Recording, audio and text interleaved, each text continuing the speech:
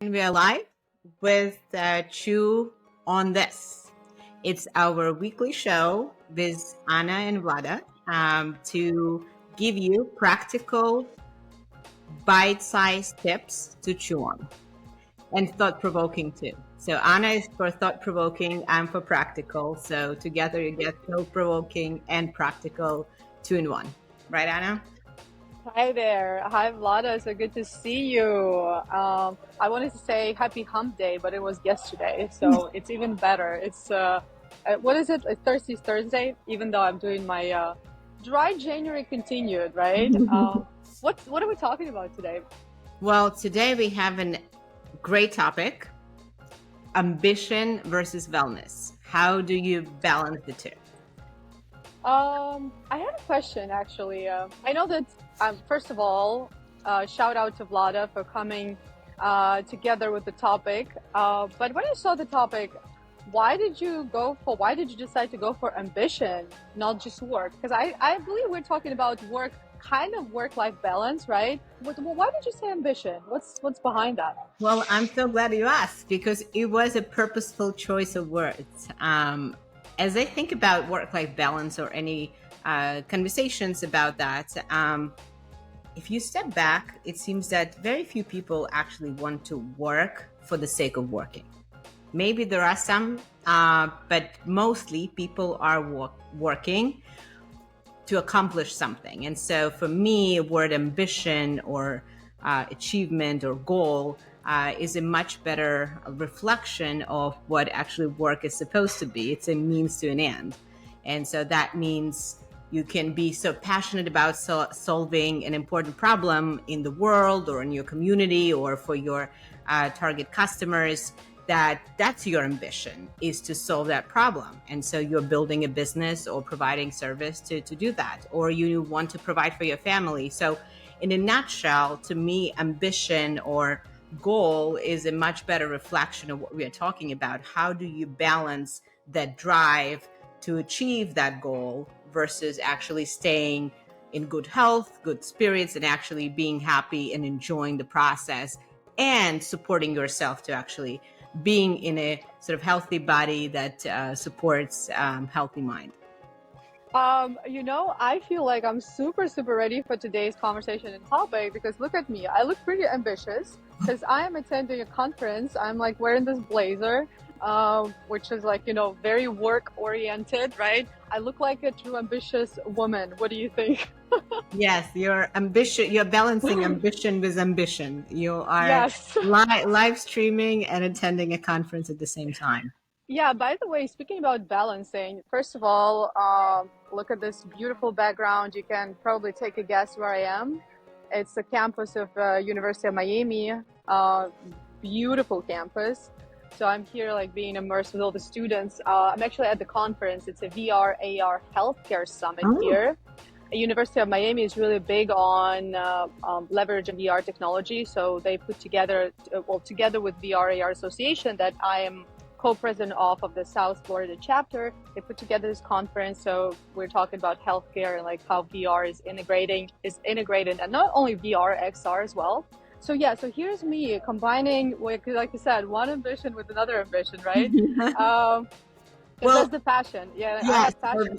So maybe then you have an answer to this tricky question, right? So people talk about balance, right? One versus the other, but perhaps there are some activities, including VR and AR or not, that can actually help you combine both wellness and ambition in one.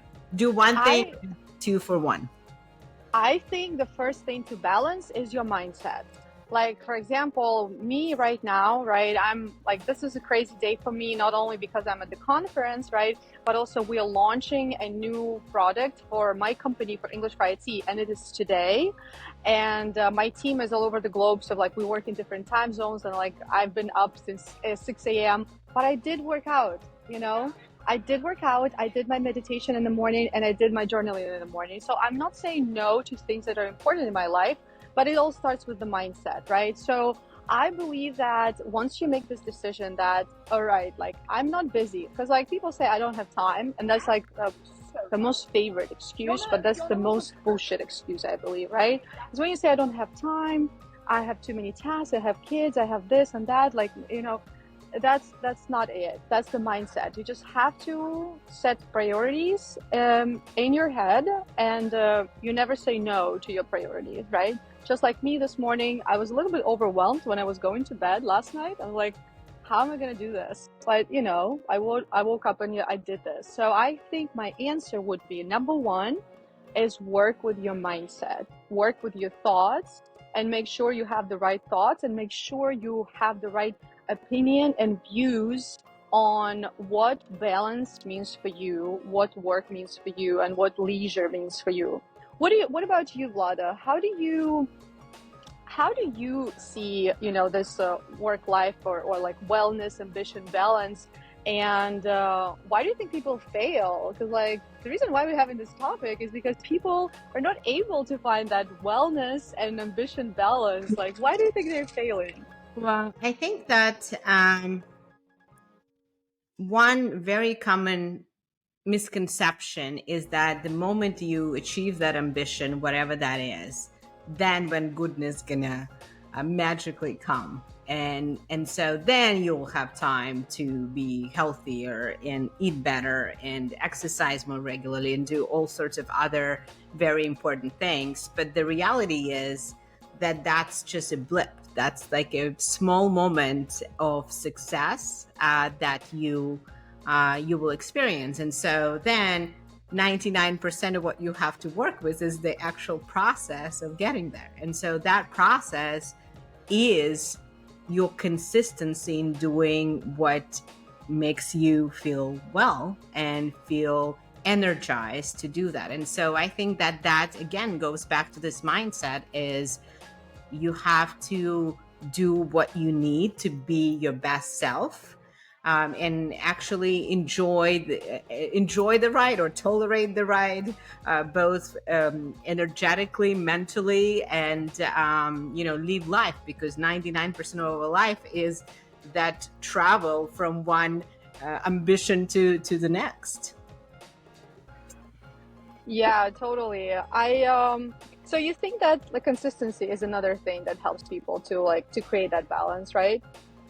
Absolutely. And I think, I think sports is a simple example. So I 100% agree with you that I think that physical activity is one of those things that's really multiplying the effect, right? Not only it helps you be fit and feel great about yourself, but it also helps you actually achieve that ambition, right? Because there is so much research about sort of how it adds energy. But if you haven't been exercising regularly and you just lean into that as a new habit, you're actually going to feel more tired for the first couple of weeks, because that's something really new that you're doing. But as you get more consistent, that becomes that magic lever that you have in your life to unlock that extra boost of energy and mood, and a lot of other benefits. I actually have a question because I admire how driven you are. Like, you're very ambitious, more than me, definitely. And I'm always like, observing and learning from you. And that's another like thing, if people want to become more ambitious, it's good to have kind of like a role model, or someone who can inspire you.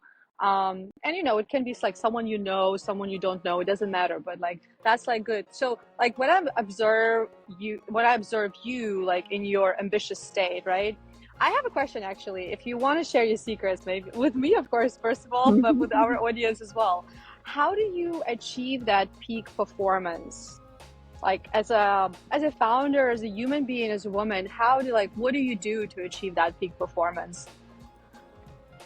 That's a that's $1 million question. And thank you for the compliments. I think the number one thing is really focus. It's very hard to be in peak performance in anything if you feel that you're pulled in 100 different directions. And the reality is that for most of us, and pretty much all of us, it's really hard to do it. It again takes that habit of shutting other areas down, and so you can be fully present in what you're doing. So and that means, when I'm on vacation, I am actually on vacation because I know that I need to just get that refilled tank that allows me to do things. And I have to say that no matter what's happening at work, I learned that for me to be in that peak state, I need to shut down my laptop and just not think about it. And somehow my mind cooperates. I know very many folks who struggle with that, and that directly impacts sleep, that impacts their just mental state overall. And so once you are in that volatile state, you can forget about peak performance. And so I think being present in whatever you're doing, I think is big aspect of peak performance. And then it feels magical. And not, of course, everyone goes through these energy waves, right? It's not like every day I'm just like, yes, let's do it, bring it on, right? I thought so. Like you can be like a Tony Robbins, Tony Tony Robbins. Robbins. Let's do it. Let's do Let's do it. it. Yeah. But, I think I actually, Tony Robbins talking about this. He has this rule that I recently heard about, which is, I think, a 9-second rule or some small number of seconds, when he says, hey, we all do things during the day that we don't like, right? If something sucks, you feel lazy about it, you don't want to do it. And so the only way to really make progress is you promise to yourself that you have this 99 seconds or some sort of very short period of time. It's like, okay, I'm just going to get started. I know it sucks. I know I don't enjoy it, but let me get into it. And then as you start doing it, you're like, okay, well, I'm already in it. So now it's too late. No, yeah, I have no choice. Actually, another suggestion. I'm pretty sure you know about this, but like do the hard things first, so that it doesn't burden you during the day. And I think maybe this is the reason. Well, not that. Well, I like to have my workouts like in the morning. Well, first of all, I feel more energized, but also like I feel more energized to do like other things, because like later during the day you might like so many things might come up. So that's about priorities too. I actually have a comment and maybe a question regarding the vacation. So I was just like thinking the other day that as an entrepreneur, I don't know, how does it happen? Like, it's a little bit difficult to go on vacation and like never think about your work as a founder, right? Like you always kind of like connected to it. So what helps you to disconnect and like, well, you don't bring your laptop with you. You don't like, you log out from like all the apps on the phone.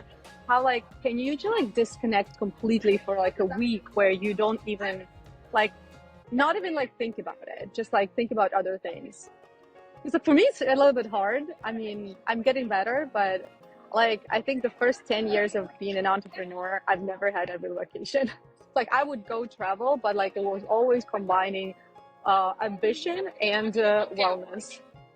Yeah, that's a great one. And actually, I was curious about your take on something related, but I I know that if I shortcut my downtime, it's gonna just exhaust me, and I know that I can be fully accomplishing what I want to accomplish because my battery is gonna be half dead. And so certainly not vacationing a lot, but I know that for me, I realize something that weekends for me is something that allows me to be in my peak performance during the 5 days that I fully work. And I'm also a believer that, again, hours doesn't equal outcomes, right? And so you can be much more focused and more productive. I literally, when I work, I just, I don't move. Well, I move for, short walks and things like that, but I am in it 300%. But then on the weekends, I don't work. And so I think that's important that, everyone has their own cycle to it, right? And I know some folks that prefer kind of longer travel. For me, sort of the security of those weekends is a is a big lever to refuel on a weekly basis. What do you think about sort of more frequent breaks as opposed to longer breaks? I totally agree with you on the weekend part, because that's something that I started practicing like way like long time ago, because like I want my weekend time to be really kind of sacred for me. And I have this rule where I must have one day a week. It can be like either Saturday or Sunday. Usually it's a Sunday where I have nothing planned, not even like for personal things. Like I want to wake up in the morning and I don't want to think about that I have to be somewhere at a certain time, like, because that again creates the feeling of a weekday, right? But when you have schedule, when you live, because I live basically according to my calendar, right? So I want to have that one day where I wake up. First of all, I don't have to rush anywhere. I don't have to be anywhere. I can decide on the spot, and I can actually invite serendipity and spontaneous moments into my life, and maybe like some spontaneous things, activities, and spontaneous people coming into my life. And it's really important, and I love it this way. And I think that this like one day where you don't even think about your calendar, when you have nothing planned, really helps you to disconnect and recharge yourself fully. And then you're like, okay, I think I'm ready for some planning. Like this one day has been like 24 hours of no planning. I'm ready for 6 days of planning. So that has been a game changer for me. And like I said, it's all about your mindset and priorities. Like you have to have your wellness activities during the day. Like I work out. I know you work out every day. I work out every day. And that has been a game changer. Before, I thought that it's impossible to work out every day because your body gets tired. It's not recommended, yada, yada, yada. No, this is not true. You don't have to be like, doing weightlifting or doing something crazy. You can do 30-minute yoga every day. It's great for your body and mind. You can do 30-minute cardio every day, or even you can do 1 hour stroll every day, or like brisk walk every day. It's not going to damage like you physically. Yeah. So yeah. Well, I think talking about the ambitious part, I think are really busy with various things. You have a conference to go to. I have a number of meetings, but folks, hope you enjoyed the lunch hour. And so we'll just close it with number one tip from Anna and number one tip from me about ambition and wellness. I think I go first, right? Because I Yeah. felt like you asked me the question. I think that for any balance that you seek in life, whether it's ambition, I'm going to be a little bit philosophical here, whether it's ambition or wellness or ambition or anything else, you just have to set your needs and your wants first, and then everything will align. Because like if you know exactly what you need, what you want to do, to have, to be, by the way, that's a mindfulness activity. What do you want to have, to be, and to do, right? If you are clear with that, then all the balance that you want in life will align. That would be my tip. Awesome. You can't pour from an empty cup, as they say. That's it. That's a teacher speak. After working with so many teachers, that's a common expression. Fantastic. Well, I would say my number one tip is to really think of all the work you're doing and start thinking about that work as ambition. Why are you doing this? What is it helping you accomplish?